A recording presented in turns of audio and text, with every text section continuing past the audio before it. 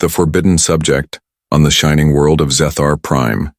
Deep inside the great halls of the Galactic University, young alien students gathered to learn about the worlds beyond their own.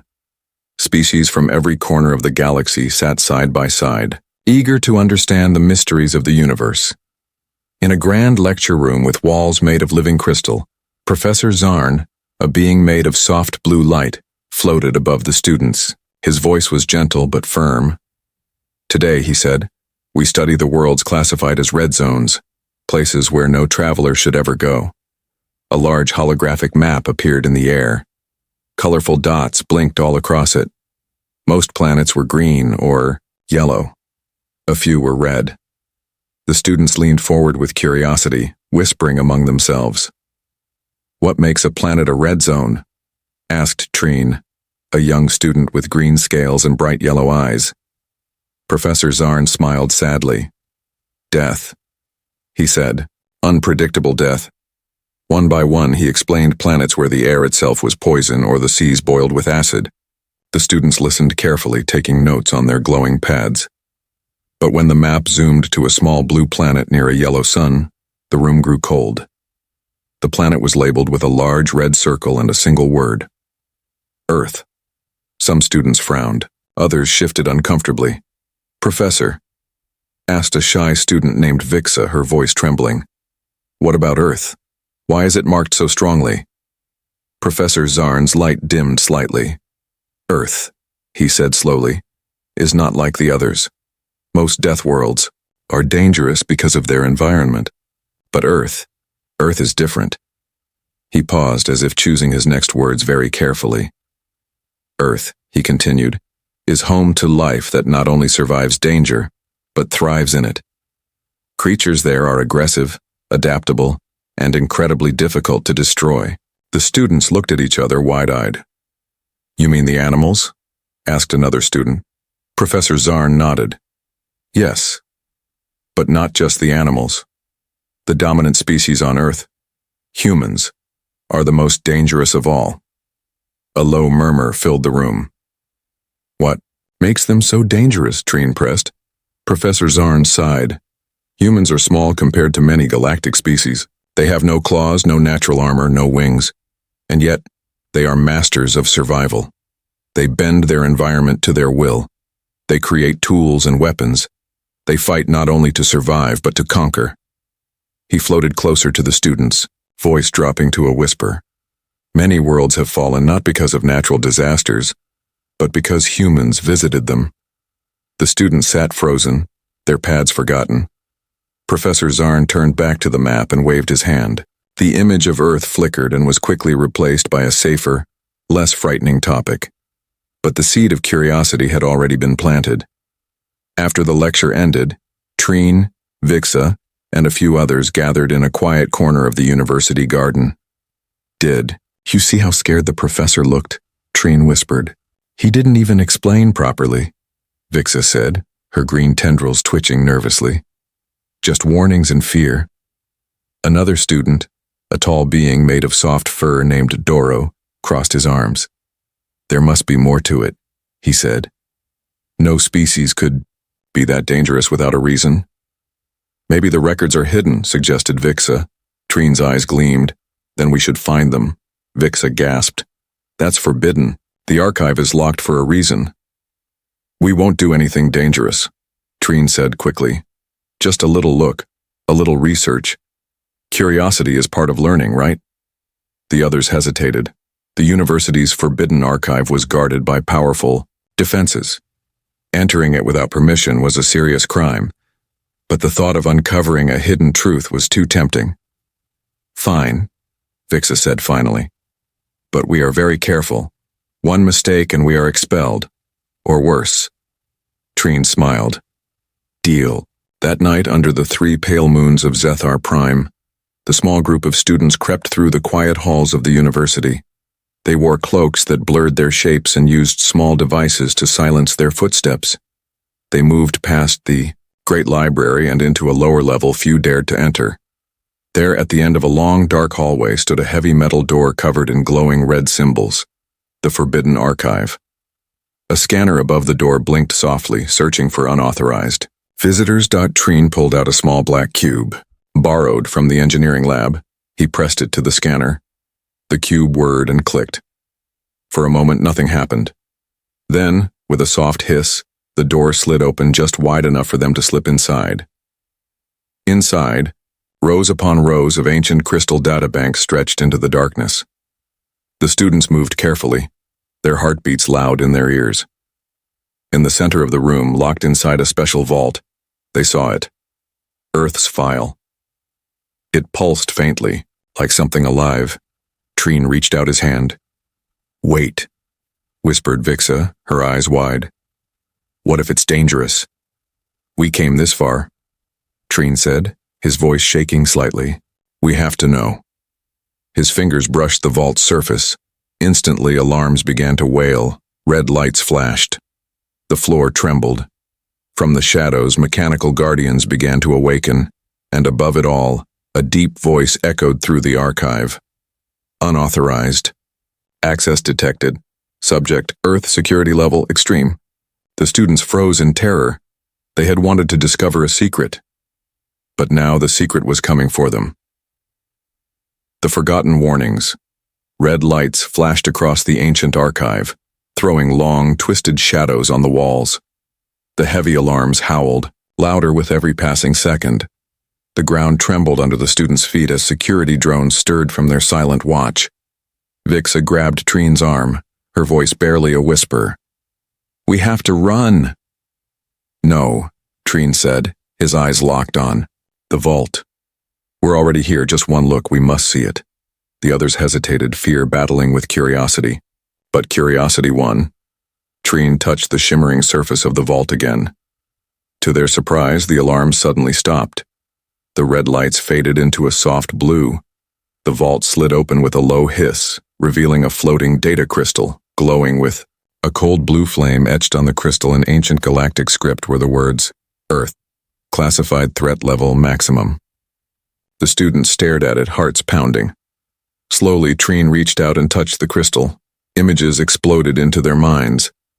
The first vision showed a scout ship landing on a bright green field. Strange trees swayed in the wind. A group of small creatures hopped nearby, their fur fluffy, their eyes wide. Harmless. The explorers relaxed. Then the trees moved. Branches twisted into sharp claws. Vines wrapped around the crew. One by one, the explorers were pulled screaming into the forest, never to return. The image shifted. Another scene. An ocean, calm and beautiful under a golden sunset. The explorers laughed as they floated above the waves, until a shadow, larger than their ship, rose from the depths. Rows of teeth flashed. The sea turned red.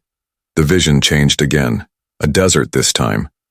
An endless sea of sand. Nothing moved. Nothing lived. Or so they thought. As they crossed the dunes, the ground beneath them opened. A creature, buried in the sand for centuries, lunged upward, swallowing an entire transport in a single bite. The student staggered back from the crystal, gasping. What is this place?" Vixa whispered, her skin pale. Treen shook his head, unable to find words. But the visions weren't finished. The next scene showed something even more terrifying. Humans. Small. Soft. Fragile. But deadly. The students watched as a group of human children played in a field filled with dangerous animals. Instead of running, the children chased the beasts, laughing, wrestling them to the ground. One boy, no older than 10, punched a creature twice his size and sent it fleeing. The explorers who witnessed this tried to approach peacefully. They didn't even raise weapons. But when one human child spotted them, he screamed with excitement and charged. The explorers fled in terror. The humans followed, laughing all the way. The visions faded. The students stood in silence, their minds spinning. "This is not possible," whispered Doro, his fur standing on end. "They are just children." Treen swallowed hard. "Earth isn't just dangerous because of its plants or animals," he said slowly. "The humans themselves are part of the danger." Vixa hugged herself, shaking. "We shouldn't have come here," she said. "We shouldn't have looked." But Treen's eyes burned with a new kind of fire. We have to know more, he said. There's something hidden, something no one wants us to see. The others looked at him in horror. No, Vixa said sharply. We should leave, now, before the Guardians come back. As if hearing her words, the archive trembled again. A deep rumble shook the floor. From the far end of the hall, heavy footsteps echoed. Security guardians. Massive mechanical beings built for one purpose: to protect the forbidden knowledge. Trine turned to run, but something strange happened. The data crystal, still floating above the vault, pulsed brightly. A beam of light shot into Trine's chest. He screamed and fell to his knees. The others rushed to him, panicking. Trine! Vixa cried. What happened? Trine! Gasped for air, his eyes wide with terror. I saw something else, he whispered. Something deeper. What did you see? Doro asked, his voice tight. Trine looked up, his face pale. Earth was not supposed to survive, he said. The galaxy tried to destroy it long ago, but it didn't work. The students stared at him, confused and afraid. What do you mean? Vixa asked. Before Trine could answer, the Guardians came into view, towering machines of black metal and blue fire, their eyes glowing with deadly light. Unauthorized access detected. A mechanical voice boomed. Surrender immediately. The students froze. They were trapped. Vixa grabbed Trine's arm, pulling him to his feet.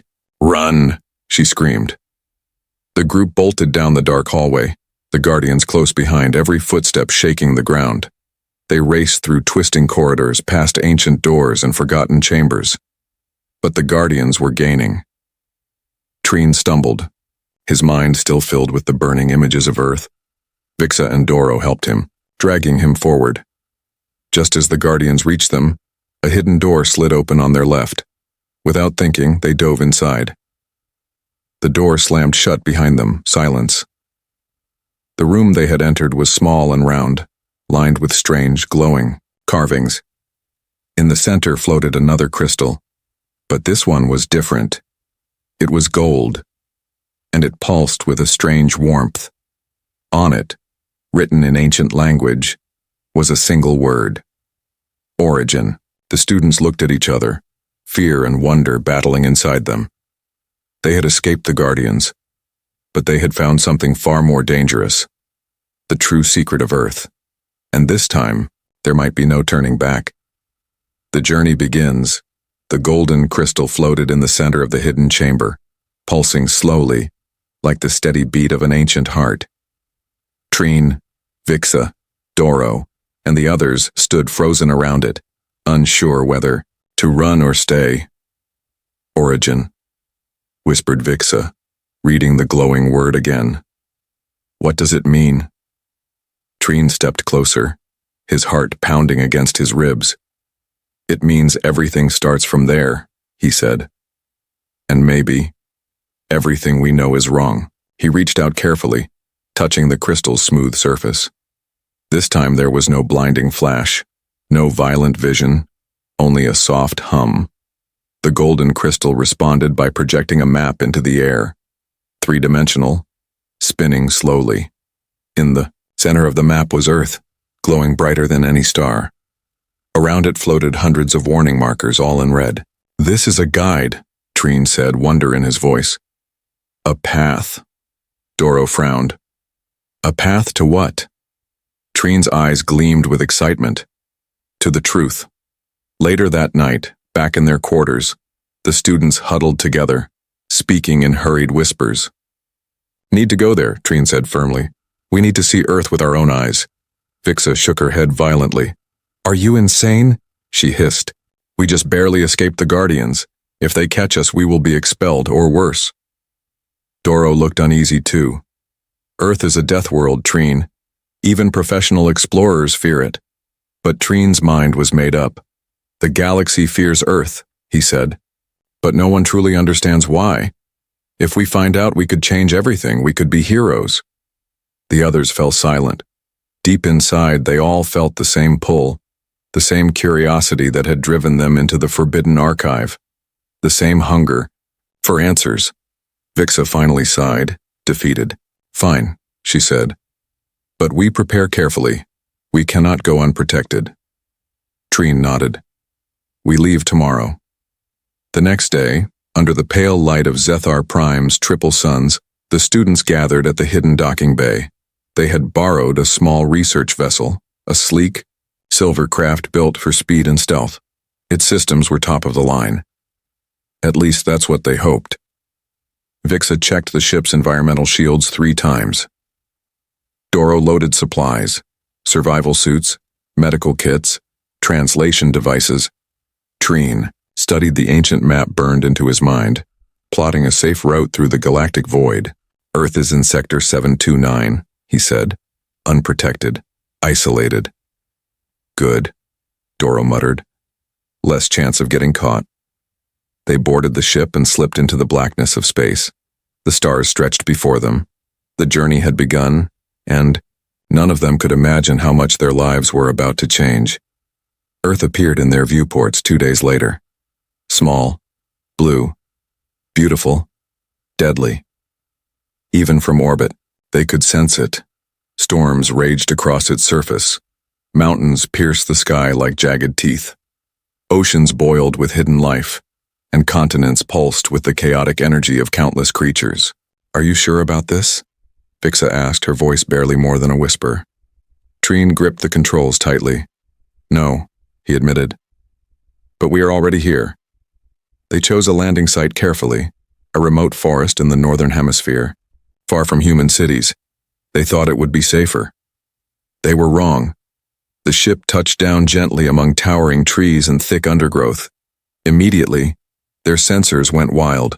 Toxic spores in the air, extreme temperature swings, radio signals, full of strange noises. The planet was alive in a way none of them had ever experienced. They donned their suits and stepped cautiously onto the soil of Earth. The ground felt different beneath their feet, heavy, full of hidden life. Every rustle in the bushes, every whisper of the wind, everything felt like it was watching them. For the first hour, they moved carefully through the dense forest, scanning everything. Beautiful birds with dazzling feathers swooped overhead. Tiny insects buzzed past their helmets. Strange smells filled the air. It almost seemed peaceful. Almost. Then the first attack came. Vixa screamed as a tiny creature no bigger than her hand launched itself at her suit, its claws scratching furiously against the shielding. Doro blasted it away with a stun pulse, but not before the creature had left deep marks on Vixa's armor. That thing almost broke through, she cried, checking her suit in panic. It was tiny, Doro said, shaken. How? Trine's face was pale behind his visor. Earth's life forms don't just survive danger, he said. They are made for it. They pressed on, more cautious now. But the forest had other plans. Plants with thorns that dripped venom. Pools of water that released clouds of hallucinogenic gas.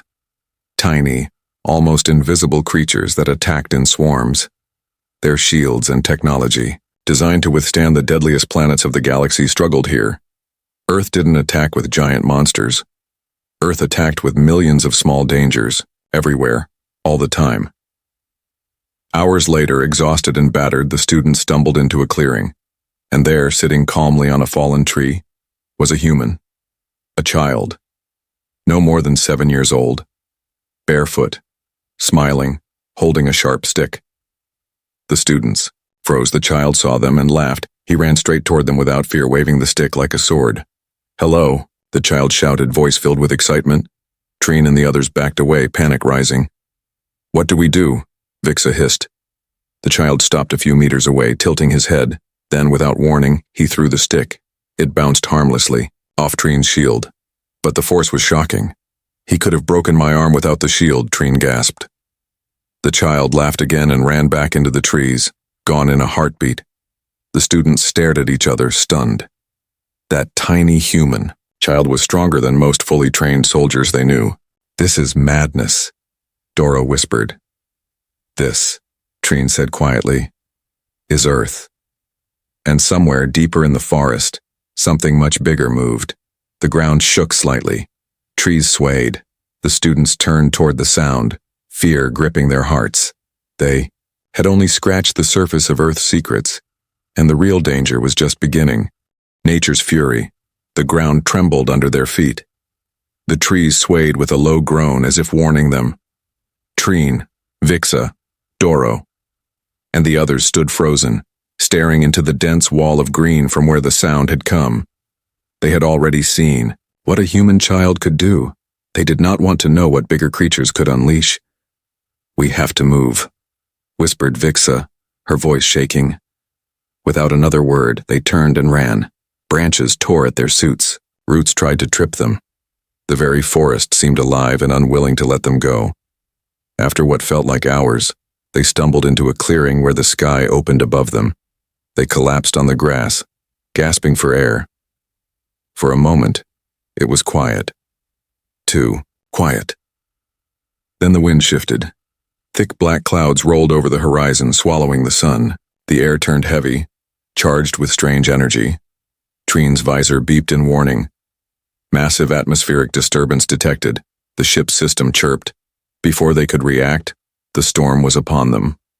The sky cracked open with a deafening roar. Rain slammed down in sheets so thick they could barely see. The temperature dropped instantly, chilling them to the bone even through their suits. Lightning split the sky, blinding flashes striking the ground frighteningly close. The students scrambled for cover, but there was none. Nature itself had become their enemy. The rain wasn't just water. It was mixed with strange particles that interfered with their technology. Shields flickered, scanners died. Their communication links broke into static. "The ship," Doro shouted over the howling wind. "We have to get back to the ship, but where was it?" The storm had turned the forest into a nightmare maze. Every direction looked the same. Every path was blocked by fallen trees and raging floods of water carving new rivers into the earth. Trine tried to lead them, using his internal map, but the landscape had changed. Rivers that had not existed before now cut through their route. They stumbled across a stream that had become a roaring river within minutes. "We can cross," Trine said, pointing to a fallen log acting as a bridge. Vixa hesitated. "It's too risky." One slip, a crack of thunder silenced her. They had no choice. One by one, they began to cross. Trine went first, carefully balancing on the slippery wood. Vixa followed, heart hammering in her chest. Doro was next, struggling against the wind.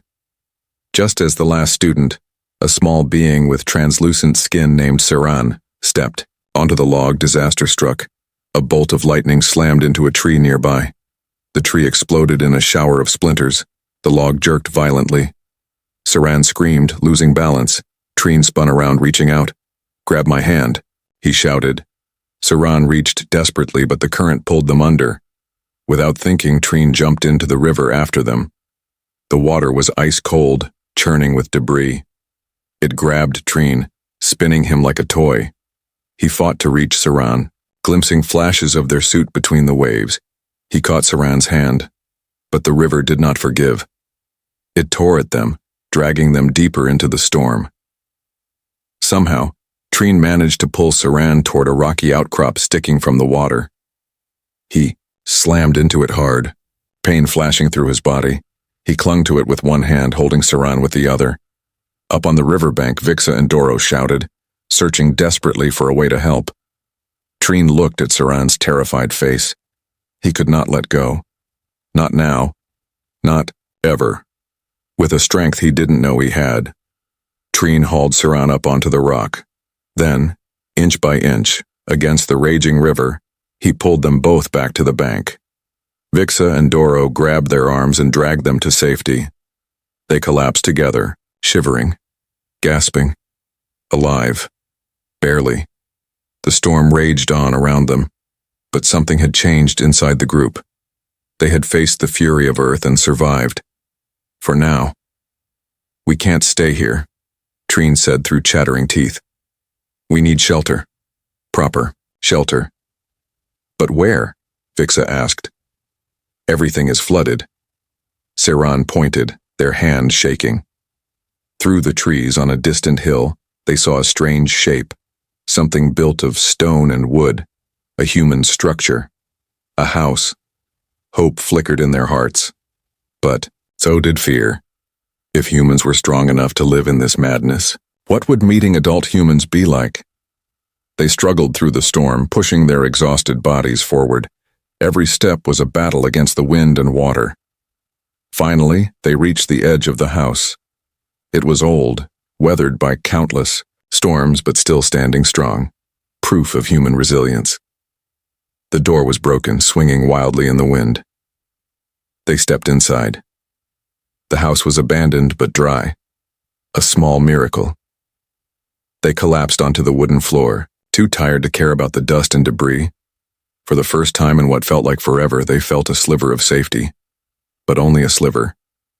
Because outside the storm still raged, and somewhere beyond the howling wind, something else moved, something bigger than the storm, something hunting. Treen sat against the wall, cradling his bruised ribs. He stared at the others. Saran curled up and shaking. Vixa checking her broken scanner. Doro sitting silently, watching. The door. They were survivors. But survival on Earth meant more than just fighting nature. It meant facing things they could not even imagine yet. Treen closed his eyes for a moment. In his mind, he saw the golden map again, Earth glowing brighter than any sun. A death world, yes, but maybe also something more, something important, something powerful. The storm outside was just the beginning, and he knew deep in his bones that if they stayed longer, they would see things that would change them forever. Outside the house, hidden by the storm, glowing eyes watched them. Hunters. Not human. Not animal. Something in between. Earth had many guardians, and not all of them were friendly. The human encounter, the old house creaked under the pressure of the storm outside. Rain slammed against the broken windows. Wind howled through the cracks in the walls. Every sound felt sharper, more dangerous, like the house itself was holding its breath. Inside, the students huddled together, cold, wet, and silent. Treen stared at the door, heart pounding. "We cannot stay here long," he whispered. "This house, it is not safe." Vixa shivered, wrapping her arms around herself. "But where do we go?" she asked. "Out there? Into that madness again?" Before Treen could answer, Doro's ears perked up. He held up a hand, signaling for silence. They listened. At first, only the roar of the storm filled their ears. Then, footsteps. Slow, steady, getting closer. Someone, or something, was approaching the house. Treen's stomach twisted into knots. "Hide," he mouthed. They scrambled into the shadows behind broken furniture and collapsed walls. The door swung open with a loud creak. A figure stepped inside, not a monster, not a creature, a human, an adult. He wore thick clothes soaked by rain, heavy boots caked in mud, and a long coat that dripped water onto the wooden floor. His face was weathered and hard, marked by scars and years of survival. In his hands he carried a long metal rod, something between a tool and a weapon. The human stood in the center of the room, scanning the darkness. Then, in a deep, tired voice, he said, "I know you're here." The students froze. Had he seen them already? "I won't hurt you," the human said. "You need help." Treen's mind raced. Should they trust him? Was this another trick of Earth? Before he could decide, Saran, still weak from the river, coughed loudly. The human's head snapped toward the sound. He sighed, then dropped the metal rod to the floor with a loud clang. "See?" he said. "No weapons." Slowly, cautiously, Treen stepped out from the shadows, hands raised. Behind him, Vixa, Doro, and Saran followed. The human stared at them, eyes wide with shock, but not fear. He took a deep breath and chuckled. "Aliens," he said. "Real ones." He shook his head in amazement. "I knew it," he muttered. "I always knew it." The student stared back, equally shocked. This human was not scared of them, not even a little. Instead, he looked happy, almost like he had been waiting for this moment, his whole life. The human knelt down to their level, his voice gentle. "You're not from here," he said. "You don't belong to this world. It's written all over you." Trine nodded slowly. The human smiled. "Don't worry," he said. "You're lucky you met me first. Others might not be so kind." He pulled a small metal box from his pocket and opened it, revealing a handful of wrapped bars. "Food," he said, tossing one toward them. Vixa flinched but caught it. Her scanner beeped softly. "Safe to eat." She looked at Trine. He nodded once. They unwrapped the bars and ate quickly, the strange but not unpleasant taste filling their mouths. The human watched them with a strange expression, not pity, not fear, respect. "My name's Garen," he said, "and you're lucky to be alive." Once they had eaten, Garen sat back and lit a small fire in the corner of the room. The students gathered around, grateful for the warmth. "Earth isn't like other worlds," Garen said, poking the fire with a stick. "It's not just the storms or the creatures, it's the way everything fights. Everything here had to struggle to survive. Even us." He looked at them seriously.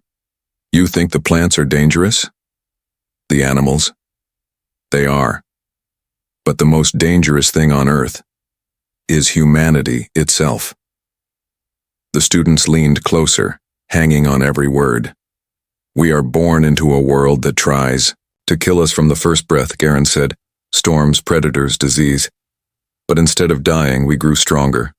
We learned. We adapted." He smiled, a fierce, proud smile. "We didn't just survive the death world. We became its masters." Trine felt a chill run down his spine. He had seen it already. The laughing child in the storm, the fearless spirit. Humans did not fear the death world. They ruled it, and that made them more dangerous than any force in the galaxy. The storm began to die down outside, but the students barely noticed. They were deep in conversation with Garen, learning things no archive could have ever taught them. "What about your cities?" Doro asked. "Your technology?" Garen shrugged. "Some places are safe. We build walls. We make rules. But out here in the wild places, it's different. It's still the old Earth. Raw, brutal, beautiful." He tossed another piece of wood onto the fire. "And it's in our blood. No matter how much we build, no matter how high we climb, we never forget where we come from." He leaned in, voice dropping to a whisper. "And if we ever left Earth, if we ever decided to spread across the stars," he shook his head, "the galaxy wouldn't know what hit it." The students sat in stunned silence. Everything they had learned, the warnings, the fears, they were true. But they had missed something even greater. Earth wasn't just deadly because of its storms or creatures. Earth was deadly because it had created humanity, a species that could survive anything, a species that could thrive in chaos, a species that, given the chance, could conquer the stars. Vixa looked at Trine, fear and wonder in her eyes. "We need to leave," she whispered. Trine nodded, slowly, but not without finishing what we started, he said. They had come for the truth and now they had it. But the real question was, what would they do with it? Because knowledge was power. And sometimes, power was more dangerous than any storm. Outside, the house beyond the fading rain, the forest grew quiet, but not safe. Never safe.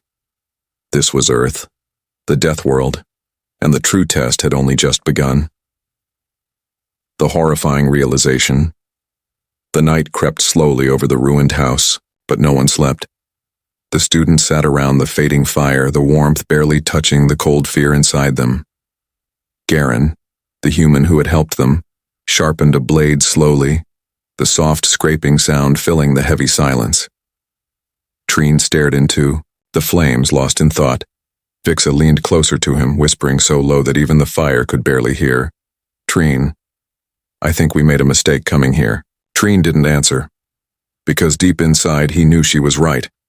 But it was already too late. They had crossed a line. There was no going back. Sometime before dawn, Garen stood and stretched.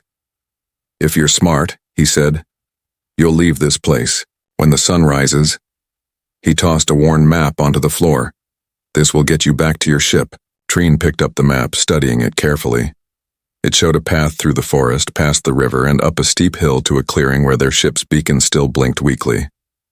It looked simple enough, but nothing on Earth was ever simple.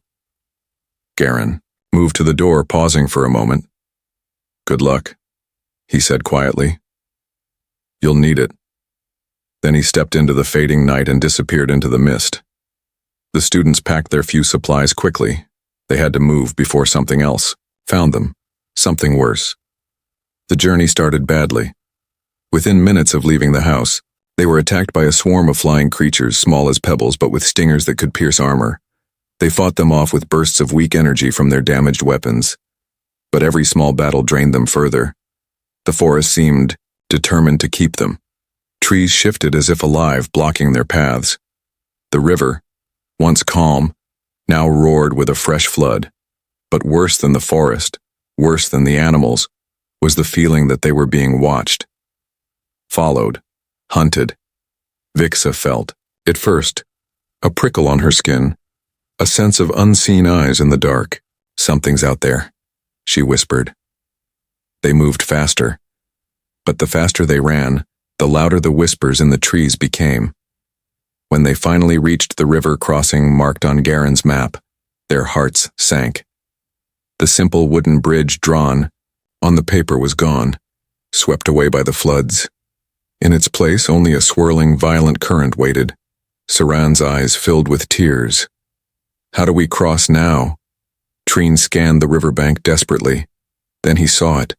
A fallen tree, half submerged, in the water, stretching almost all the way across. It was dangerous, but it was the only way.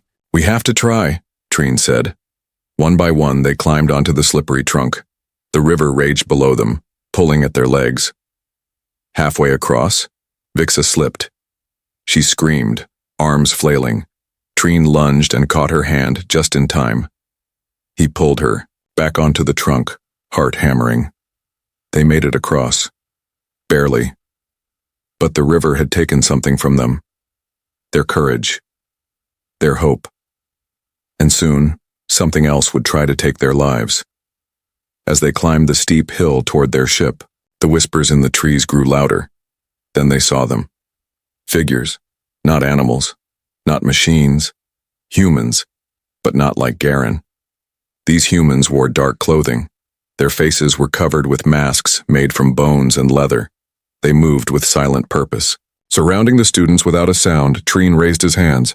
"We mean no harm," he shouted. The masked humans said nothing. They only moved closer.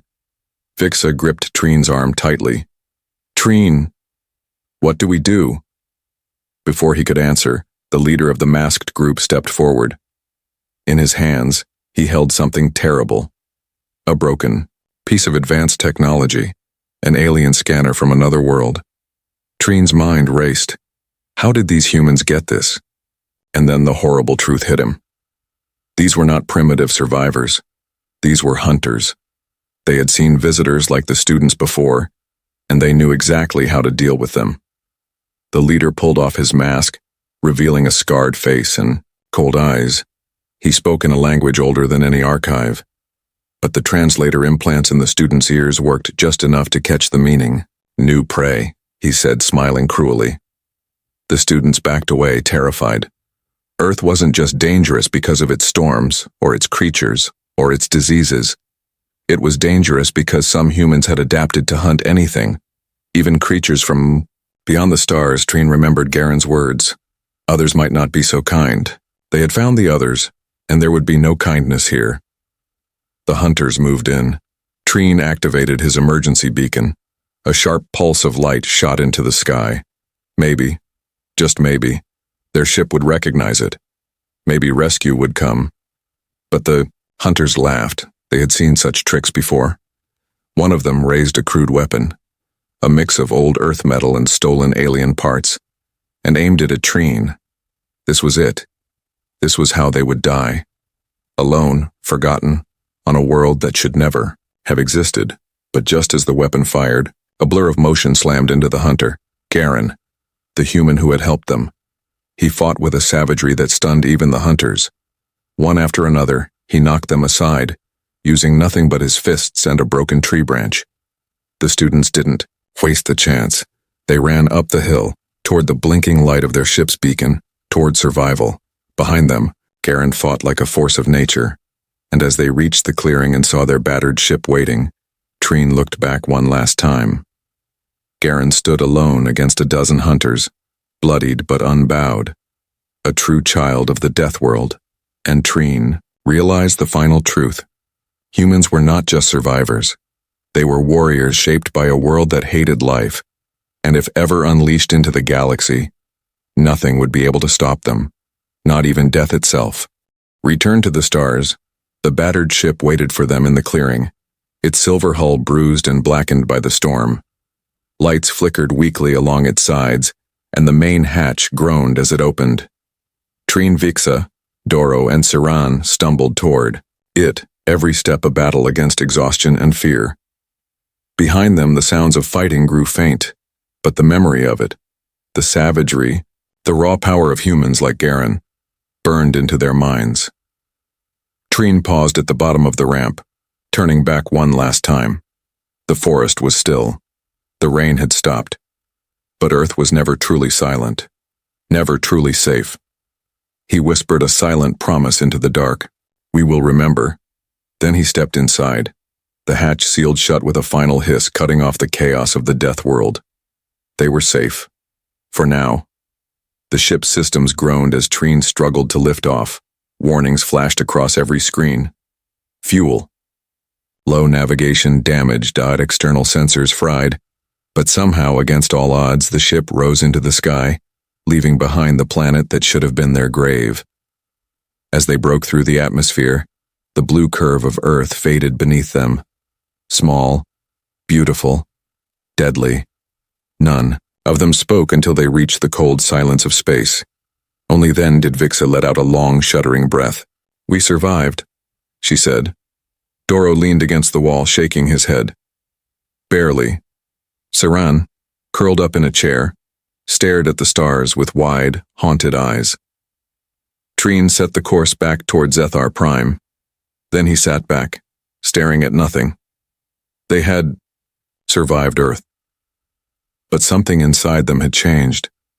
Something they would never be able to forget. The journey home was quiet. Each student lost in their own thoughts. Memories of rivers that tried to drown them. Forests that tried to trap them. Storms that tore the sky apart, and humans laughing children. Proud warriors, merciless hunters. Earth was not just a death world because of its environment. It was a death world because it had created humanity, and humanity was a force unlike anything the galaxy had ever seen. Trine knew now why the archives had forbidden Earth's truth, why the Galactic Council feared it. Because if humans ever truly woke up, if they ever left their death world behind in great numbers, no empire would be safe. No galaxy would remain the same. When the ship finally docked at Zethar Prime, the students were immediately summoned before the Council of Knowledge. A vast hall awaited them, filled with the ancient minds of dozens of species, beings made of crystal, mist, metal, and bone, all watching, all judging. Professor Zarn floated into the center, his glow dim with concern. "You disobeyed," he said. "You broke the sacred rules." The students stood silent, heads bowed. "You risked your lives," Zarn continued. "You risked awakening forces you do not understand." He paused, then softer. "But you returned," the council murmured. Among themselves, Zarn turned to Trine. "Tell us," he said.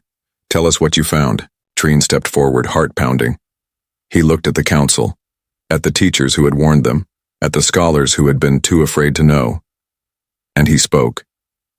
He told them about the storms, about the creatures, about the rivers and the forests, about the human child who laughed in the face of danger, about Garen, the warrior of the wilds, and about the hunters who wore death as a second skin. He told them the truth. Earth was not dangerous because of its beasts, or its plants, or its weather. Earth was dangerous because it had shaped humans into survivors beyond anything the galaxy had ever seen. Trine finished speaking. The hall was silent. For a long moment, no one moved. Then Zarn spoke. You have seen the truth, he said, and now you understand why Earth is forbidden. He floated closer, his blue light trembling. They sleep now, he said, trapped by their world. But one day, he looked up at the stars. One day, they will wake. Chill swept through the hall. And when they do, Zarn said, the galaxy will tremble. Outside the council hall, under the golden sky of Zethar Prime, Trine and the others stood together, free, changed, scarred. Vixa touched Trine's arm. What happens now? She asked. Trine looked up at the stars. He thought of Earth, of the sleeping giants waiting there, of the future rushing toward them all like a storm. We prepare, he said simply, because deep down, he knew.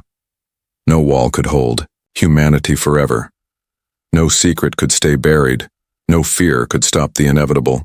The death world had given birth to a force the galaxy was not ready for, and when humans finally came to the stars, nothing would ever be the same again.